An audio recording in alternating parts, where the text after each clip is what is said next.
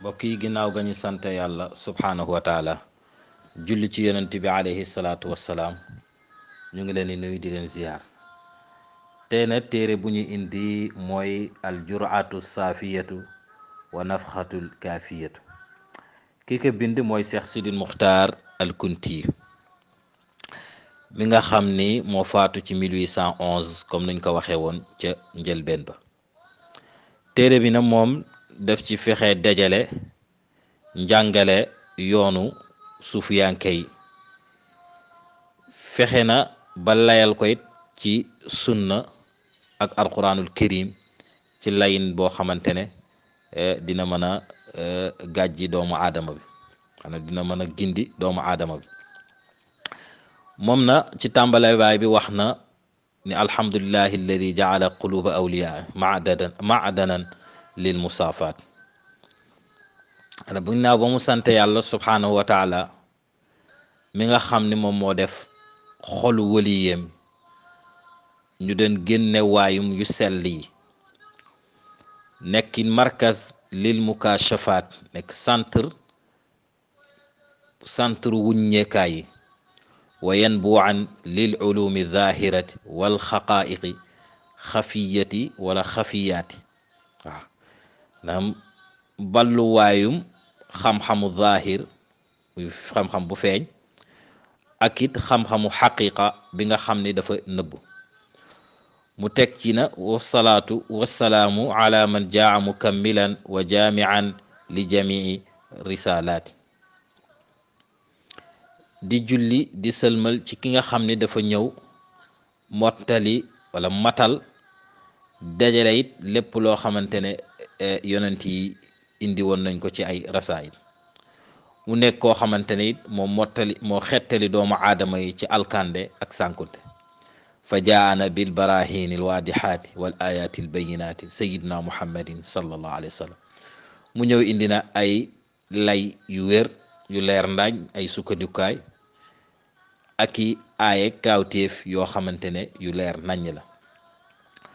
mu ni lii na wa inna allaha taala manna alayya bi nafaxaati fadlihi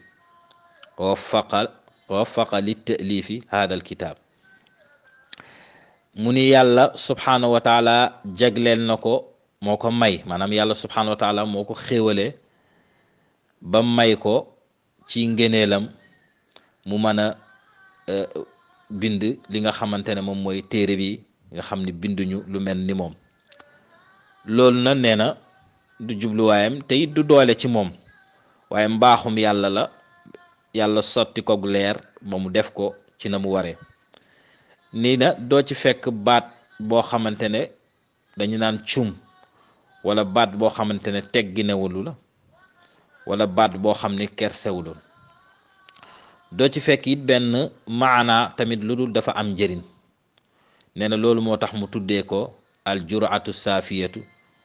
wa nafxatul kaafiyatu mu ni nag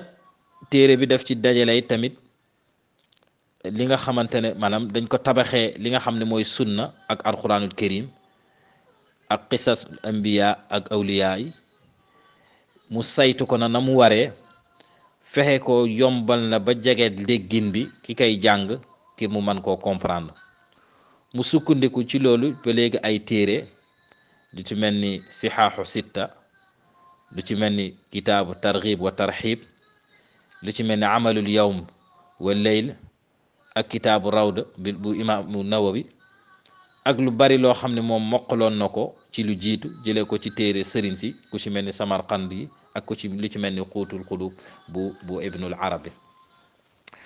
mu ñaan na moom Cheikh Sidil Muxtaaril Kunti ni yàlla na jëriñ képp koo xam ni dégg na ko wala jàng na ko wala bind na ko wala am na ko maanaam moom na téere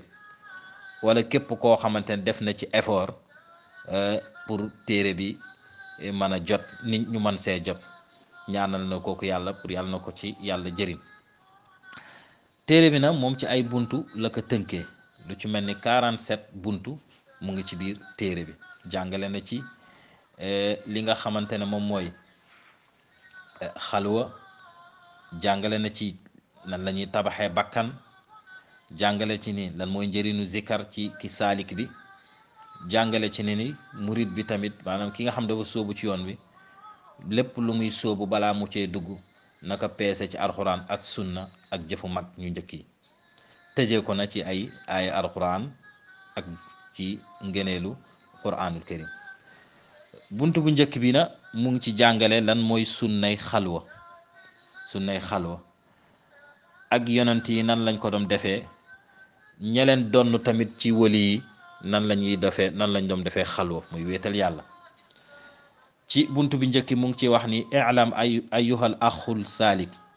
amaddaka allahu bi madadi asfiyaihi anna al xalwata sunnatul anbiya wa mayadinul awliyaihi wa ala matniha yasiluuna ila rutbatil asfiya.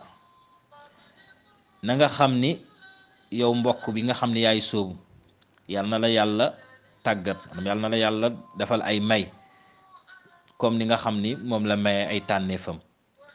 na nga xam ne xalwa sunna la, sunnay yonant yi la, moo nekkit géej wala ëttum awliyaa yi.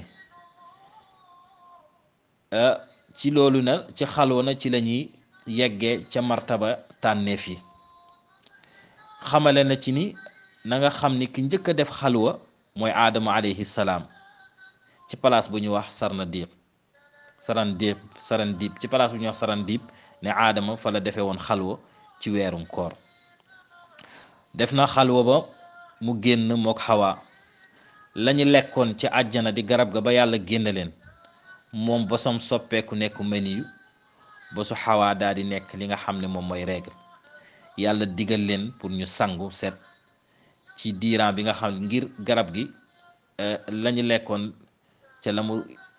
diiran bi nga xam moom la def seen biir, daanaka diirum weeru koor bi yëpp dafa nekk seen biir. xawaa na ba mu gisee aadama alayhi salaam man yu génn ci moom deret génn ci moom dafa jooy. yàlla laaj ko looy jooy, mu ni ko dama gis yow sama borom kat aadama kat la mu lekk dafa génn ci moom nekk bànneex, man mu génn ci man nekk deret ak mettit. noonu la konte ba mu ne xawaa